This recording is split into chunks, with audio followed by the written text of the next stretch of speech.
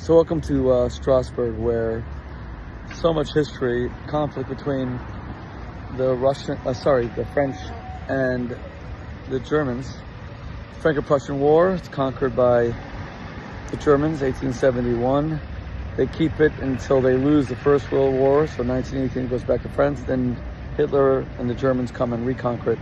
And this becomes the actual center of all Nazi control. It was filled with swastikas, German eagles, and then the French, of course, removed it all. But this was the administrative head.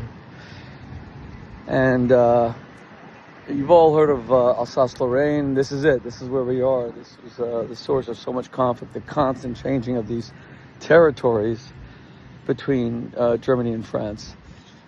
First conquered by the French under the Sun King, Louis XIV, who wanted to extend his dominion, his kingdom, all the way to the Rhine River, which he did.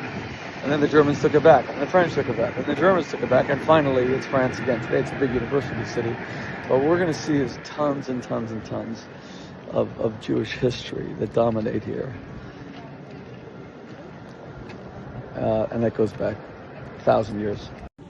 So this incredible clock in the Strasbourg Cathedral, for us Jews, is very interesting because it calculates over here, right there. The moon, the lunar calendar, it calculates the spring equinox, because Easter is always calculated around Passover. Now for us, we have a lunar calendar. Christians don't have a lunar calendar, so Easter is always the first Sunday after the full moon, after the summer equinox, spring equinox, which is why it's always during Passover, because Passover is the full moon, the 15th day of Nisan.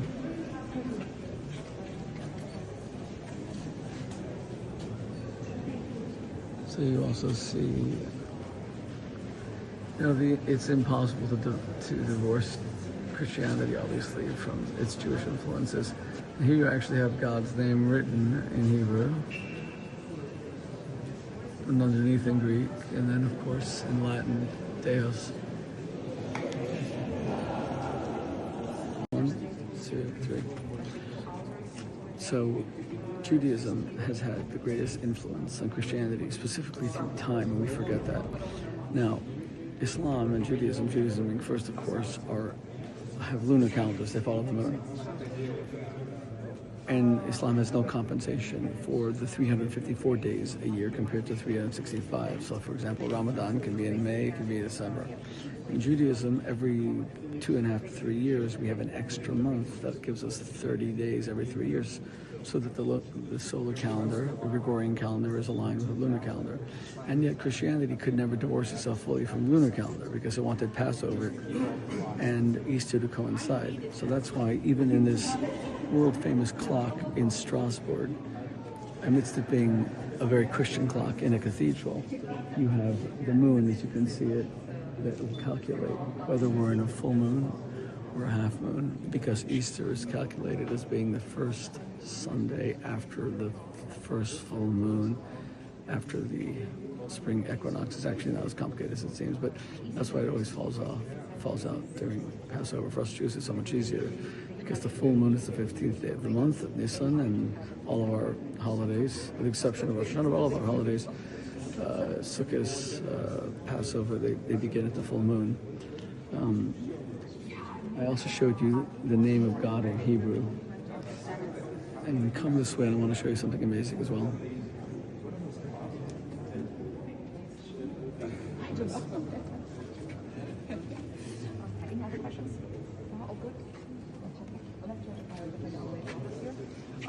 Final question. By the time that so here we are in a building that until the 1850s was the tallest building in all of Europe. It's the Strasbourg Cathedral.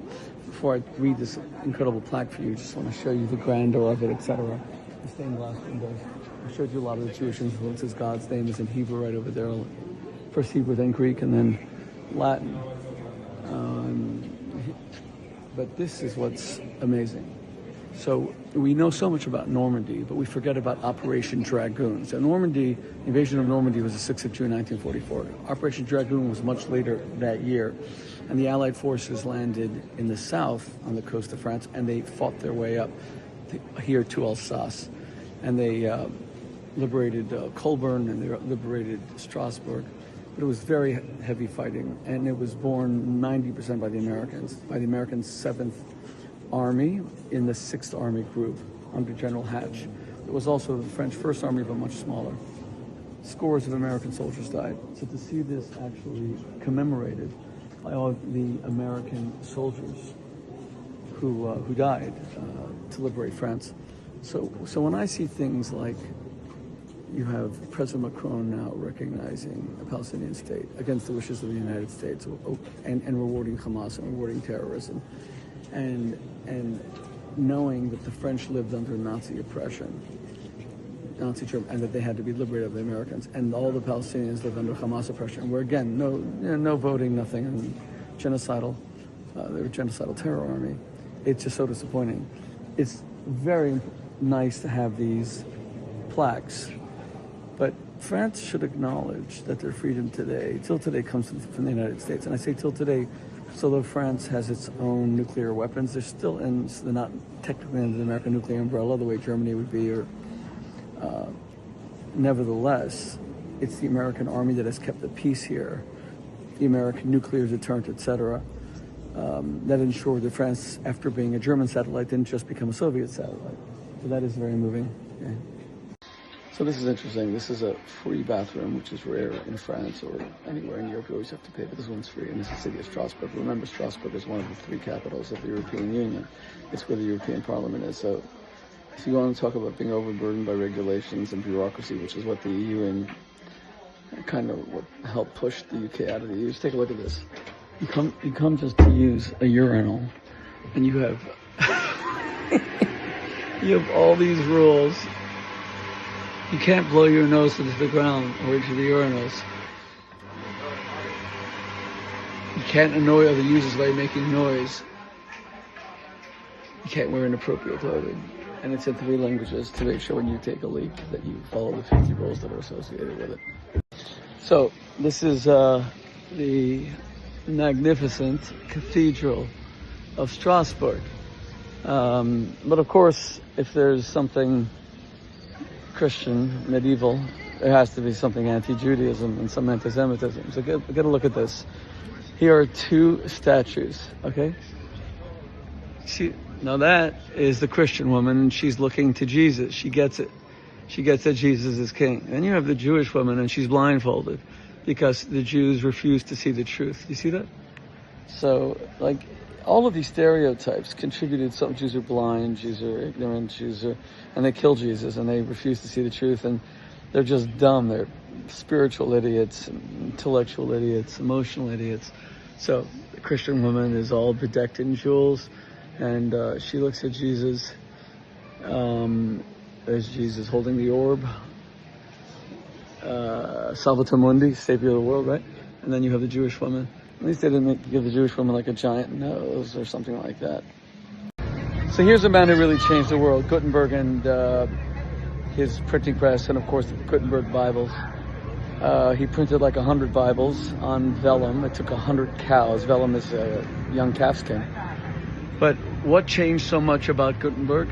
Well, it was the social media of the time, much more significant, because you finally could mass produce books, pamphlets, spread information without hundreds of monks spending 5 years copying one book.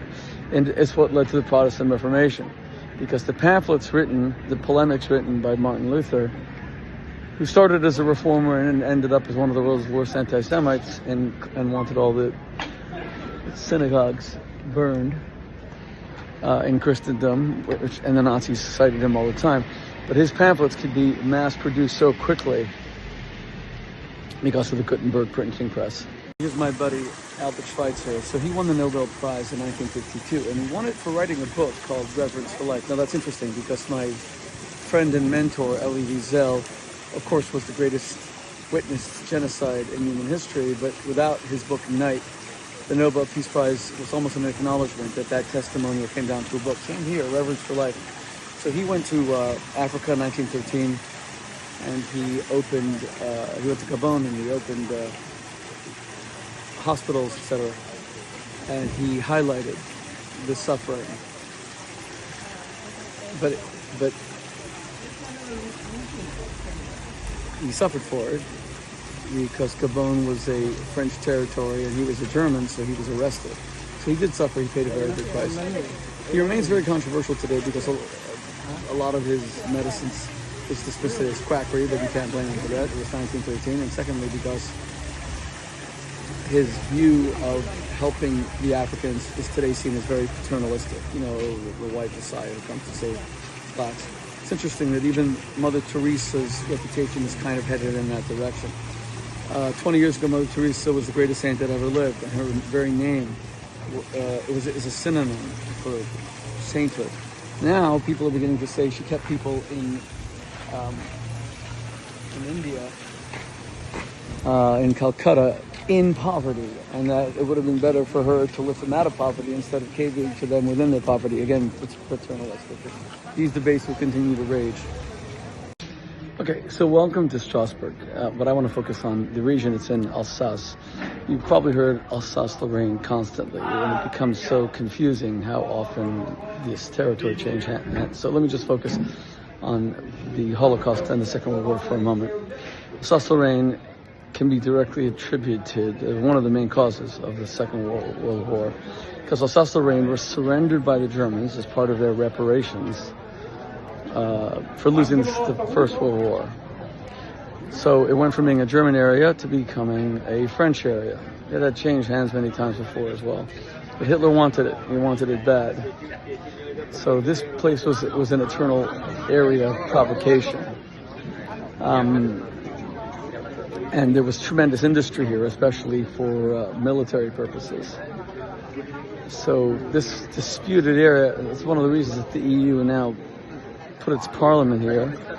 There are three capitals to the EU. There's Brussels, which is the administrative capital. There's The Hague, with its corrupt ICC, International Criminal Court, which just indicted Benjamin Netanyahu for simply defending his people from genocide. Great place. Thank God their judges have been sanctioned by President Trump in the United States. And then third, Strasbourg, where the parliament is. But you could see Alsace goes way back, right? Now, the reason you have these beautiful medieval wooden homes is because this city suffered very minimal damage in the Second World War. There was heavy fighting here between primarily the Americans and the Germans and one French army, but the American 7th Army, which was part of the 6th Army group, that could also get confusing, but yeah, the 7th Army under General Hatch, which was part of the 6th Army group, General Devers. By the way, look at these guys trying to navigate this. This is interesting. So, they conquered this, but the United States bombed only 15% of the city, unlike so many other cities. And Paris also, of course, escaped destruction. That's a story into itself. Welcome to Strasbourg and Alsace. I've explained to you this is one of the main regions that led to the outbreak. First World War, Second World War, especially the Second World War and the Holocaust. But it's a beautiful town. It's medieval. It survived largely intact. Well, only 15% of the city was bombed by the Americans in 1944 after they came up from the south of France in Operation Dragoon. But there's also one of the largest Islamic populations in all of France and one of the largest mosques.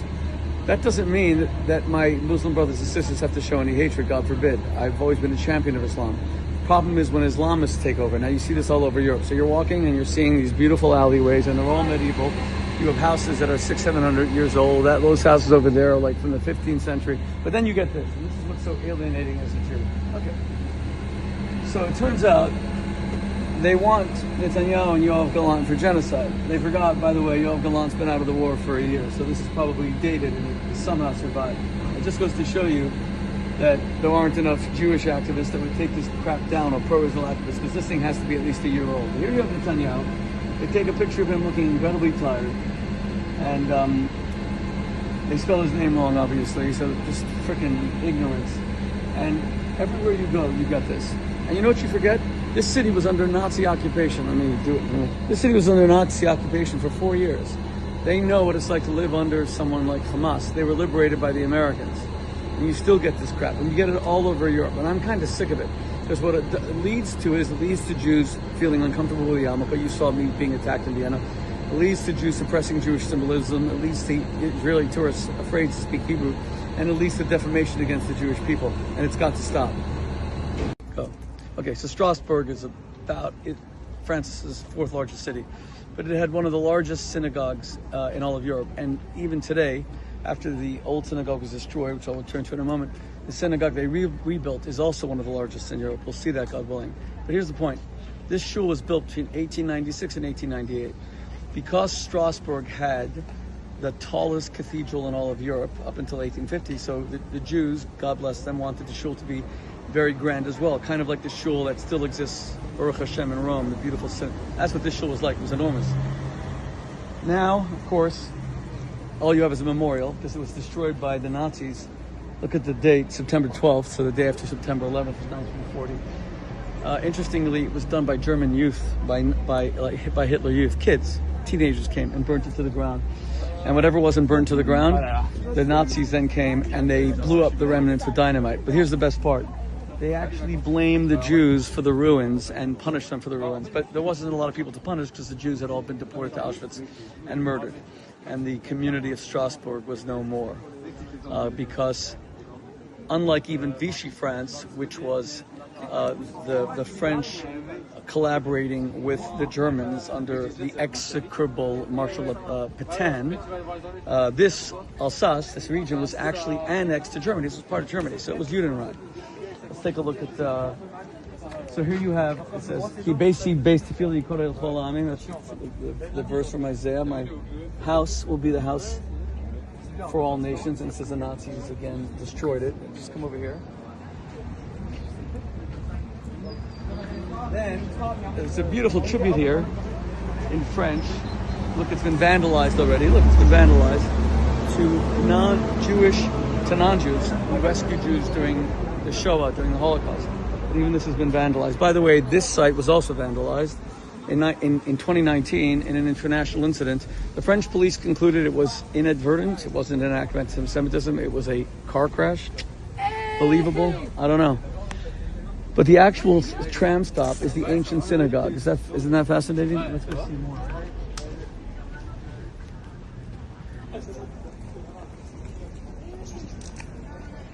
And again, this is now called the lane of the just because of non-Jews who rescued Jews in the Holocaust. How many were there?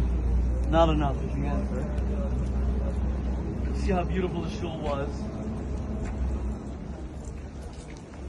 That's after it was destroyed, as you can see. So it was burnt down and then dynamited. Look how gorgeous it was. So this is after the destruction. This is already 1941. This is how beautiful. Is that gorgeous? Look at the things that we lost. I mean, 6 million lives is infinitely more important than bricks and mortar. But look at the beautiful synagogue. Look how gorgeous this shul was. I mean, it looks like a medieval fairy tale castle, and it was a shul destroyed by Nazi youth, by the Hitler youth. Here's the shul. So, this was the site of the Great Synagogue of Strasbourg in 1898 until the Nazis set it on fire in 40, and then they blew it up, raised it to the ground in 41. Look where it was. Look how beautiful. Right on the river, where we are.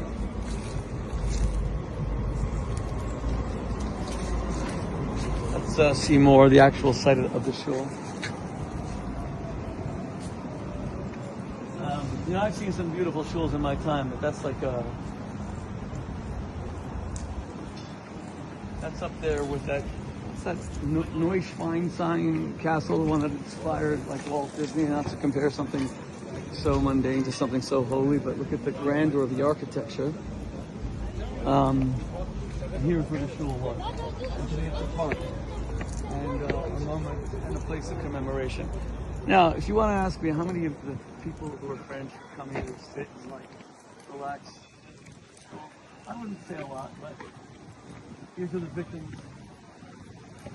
Look at all the Jews who were murdered from Strasbourg. Look at the names. You know, when you say the number 6 million, it means nothing. But when you see each individual, and these are names that you see today: Baum, Bauer, Baumgart, Bernheim, Bienenstock, Bloch. I mean, how many Dreyfus? I wonder if they were related to Alfred Dreyfus's family. That was a common name at the time. Herstein, Herzl, Rene Herzl. Today we have no living descendants of Theodor Herzl, the founder of modern Zionism in the state of Israel. Schwab. Terrible. Look at this. Unbelievable. Zilberberg, Zisman, Wheel, Weiss. And here's where the shul was. So the shul only lasted 44 years. Until, and you know me, you know that I can't stand when they say that it was destroyed by the Nazis. It was destroyed by the Germans. The Nazis were the Germans and the Germans were the Nazis. I find it an act of historical revision. We actually changed that. It was all this. Look at the size of it. Look how big the shul was.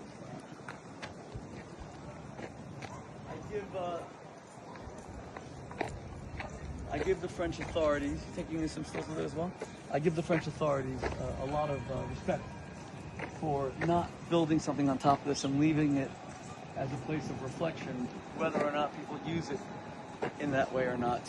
Okay.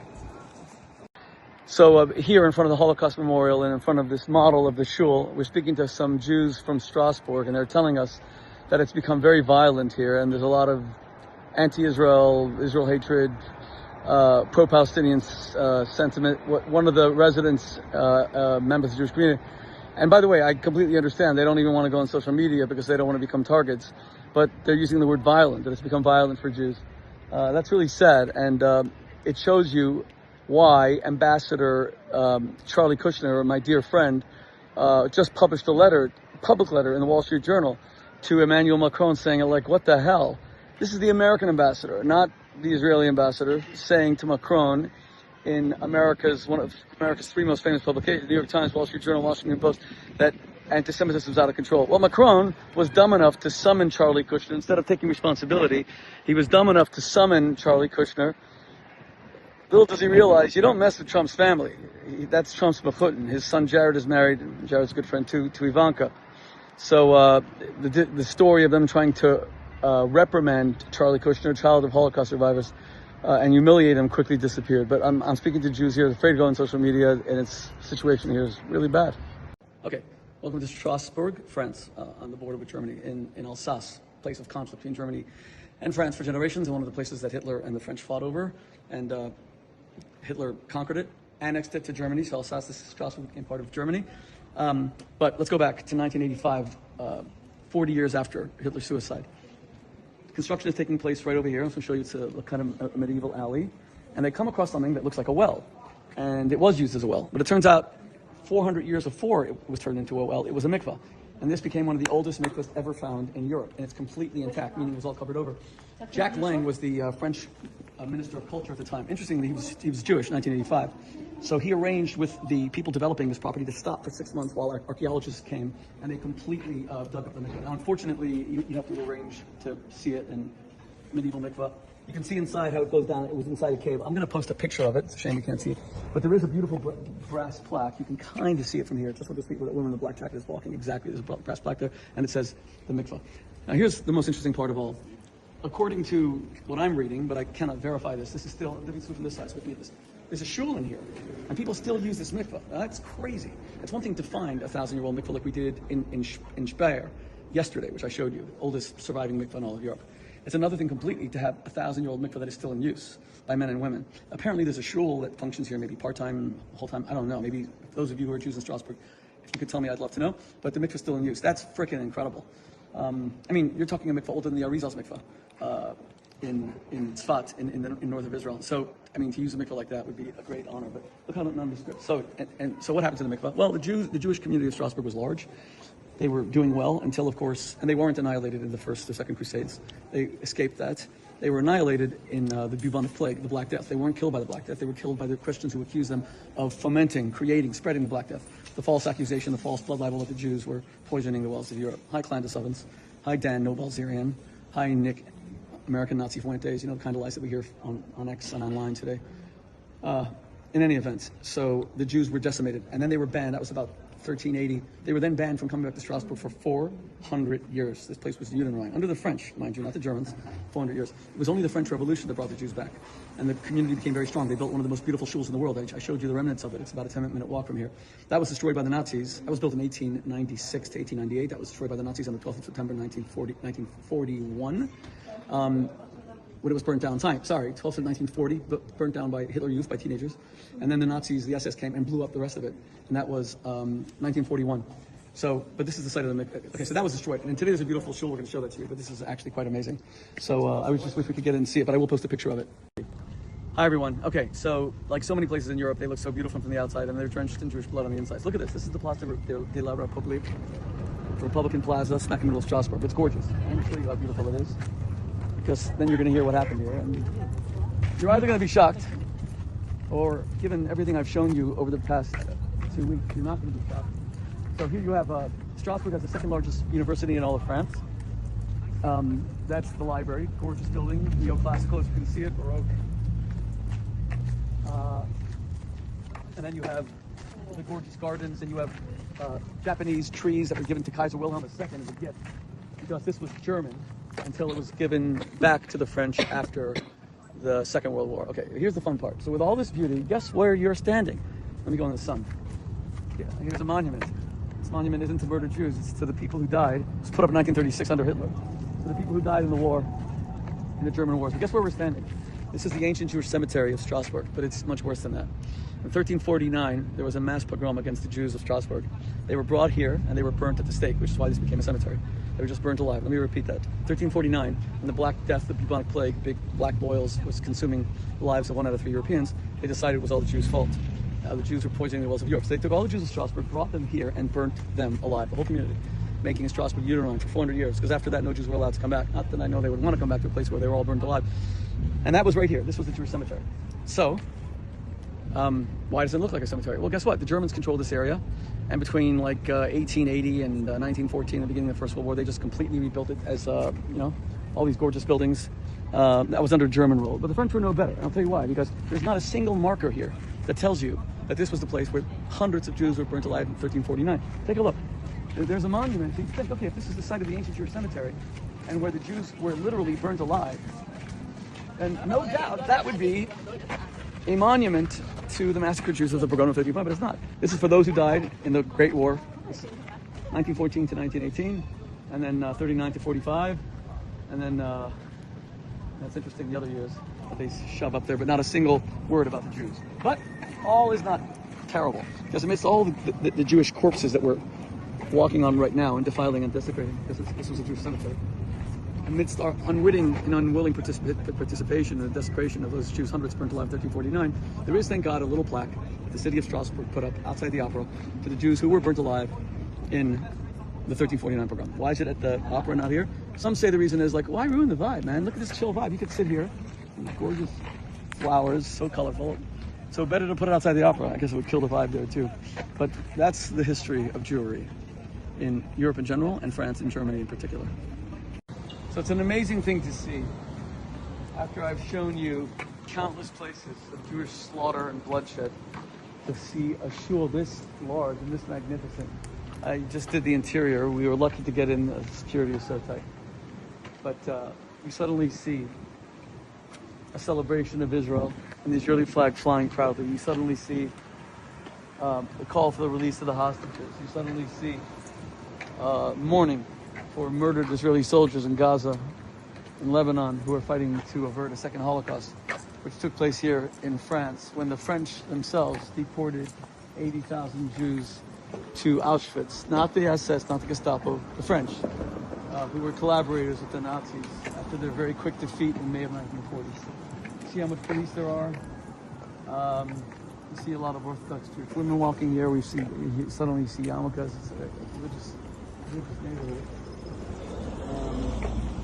Park.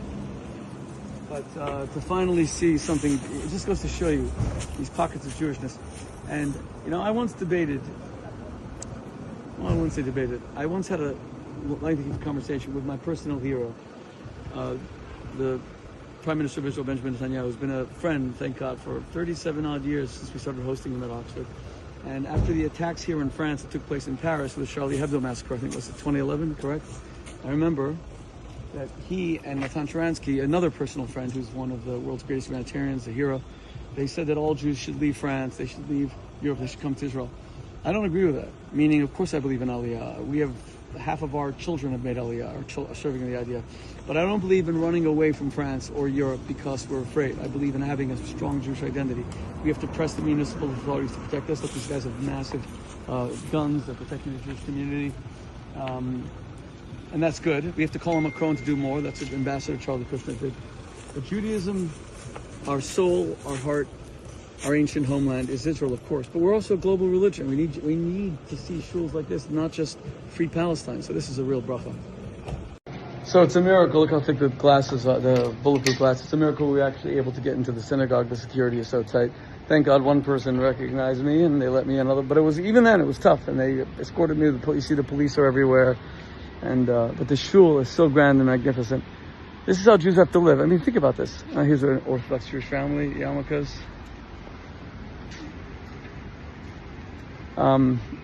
Look at this. It's a fortress. The shul has to be a fortress. Grand Rabbi who was killed in the deportation. Look at this, Debbie. This was the chief rabbi who was killed in the deportation in 1945. Rabbi Rene Hirschler. Look at that.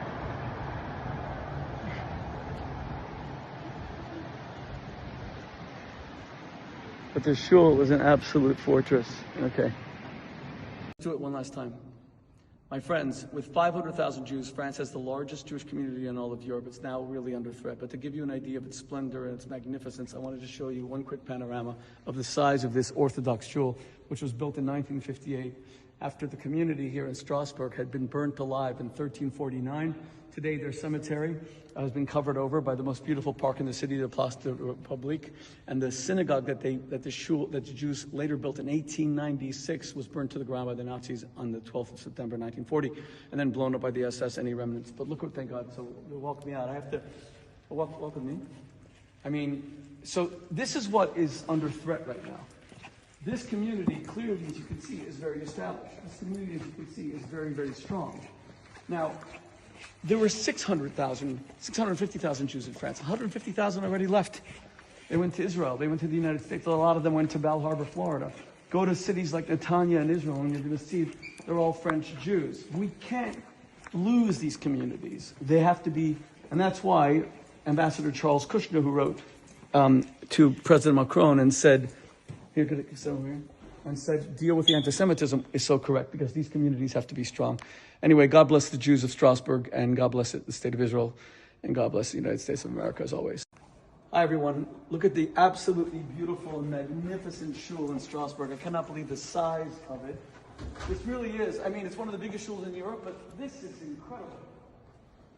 And after all the slaughter and murder that we saw, I have to be quick because the security is very strict and they're letting us in, so I could say I want to say a prayer, especially because of the Jewish cemetery where we saw where all the Jews were killed in 1349. So I'm going to say two psalms.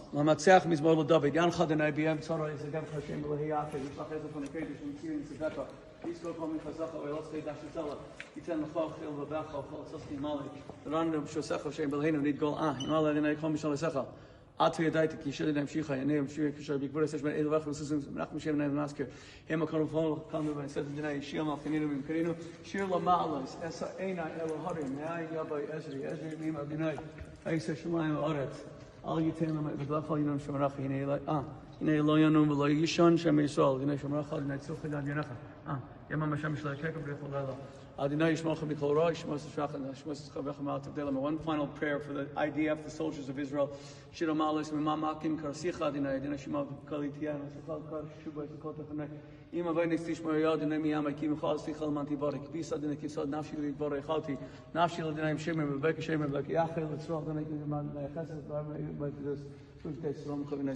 is magnificent.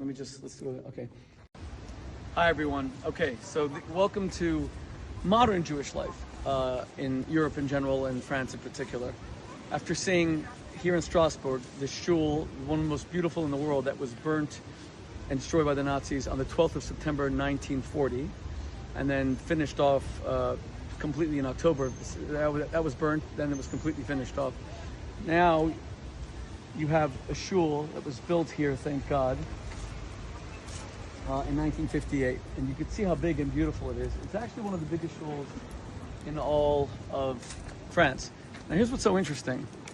Look at how the Israeli flag was fluttering a little bit better a moment ago, but with the French flag. In fact, the French flag ain't doing too well up there, is it? Anyway, that is Israeli flag. Maybe it's kind of symbolic about the French-Israeli relationship right now.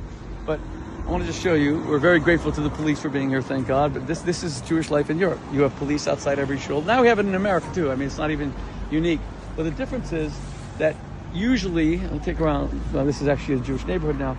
I just saw an Orthodox Jewish woman walking, because you have 15,000 Jews in Strasbourg. That's actually quite a lot. So we have police outside the American shuls, of course. The difference here is that it's so much more pronounced. They're usually wearing bulletproof vests, and it's like you could really feel how frightened both the municipal authorities are about the safety of the Jewish community, and of course the Jewish community itself. There are religious Jews all around me right now, but there's not one yarmulke. I mean, seriously, not a yarmulke. Maybe there is one. Here, look across. This is the first yarmulke that I've seen in France since we were in Paris. So that's very interesting. The guy that sits us in a yarmulke. But otherwise, the Jews have gone, understandably, well, not that understandable, you know my feelings on visibility, but they've gone very silent. But instead of seeing, you know, and there's one of the largest mosques in all of Europe here in Strasbourg as well, but instead of seeing Free Palestine, which is the new Heil Hitler and all these disgusting things, instead you see here, thank God, tributes to Israeli soldiers. He was murdered, Eitan Yisrael Shachnadi, Hashem Yigam Damos, martyr for the Jewish people to stop the second Holocaust, other soldiers who died. Very, very moving. Let's just take a look. So there's two shuls here. There's an Ashkenazi shul. And remember, we are in the locus, the very heart of the founding of Ashkenazi Jewry in Germany, because right across the Rhine River, Strasbourg sits on the Rhine River, right across the river is the Shum, the three major, look at this, I'll bring them home. You know how nice it is to see this after like everything that all the Free Palestine crap, my being assaulted in Vienna.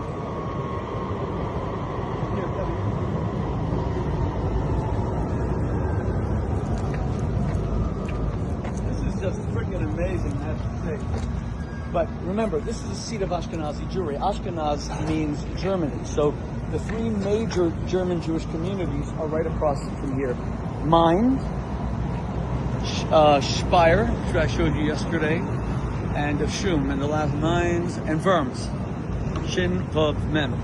Speyer, Worms, Main. That was the heart, the beating heart of Ashkenazi Jewry going back 1,000 years ago, which started the whole Ashkenazi tradition. The Sephardic tradition starts in Spain, right? And spreads especially in Middle Eastern countries, Arab countries that had large Jewish populations. Iran is Muslim, but not Arab.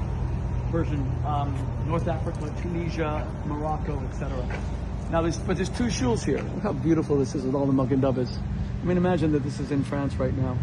So there's a shul in here, which is a Sephardic shul, and then there's an Ashkenazi shul. And the Sephardic shul apparently has gorgeous stained glass windows. That was designed by a local. Look at the size of this building. Look how much police. Look at this. Now, I have not been to the giant mosque in Strasbourg, but I'm going to venture a wild guess that they don't have 50 police having to protect it. I'm also going to venture a wild guess, sadly, that this is going to be a Holocaust memorial here.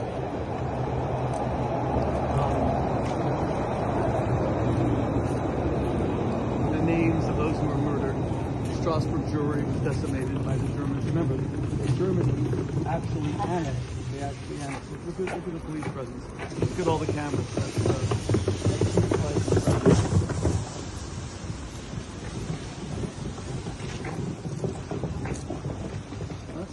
That's pretty amazing. I'm actually happy to see that I was wrong. This is not just, I mean, we have to have all the Holocaust. It's not just, no, I was right. Mordechai Levitch This is actually great Jewish luminaries: Martin Buber, Theodor Herzl, Hildesheimer, Shamsur Paul Hirsch. So these are great luminaries. Rabbi Zinsheim. Look at the size of the cameras here. Anyway, let's see if they let us in. I mean, even with the yarmulke, tzitzis, even, and some of the people here may even know a little bit about my work, and I bet we still won't be able to get in. It's like getting into an army base. But I'm going to turn this off now because they'll start yelling at me that we're filming. You know, it's a very interesting thing. My wife Debbie went in to do something, so I'm here. Very interesting thing being the only yarmulke, okay, in the entire center of Strasbourg. Now,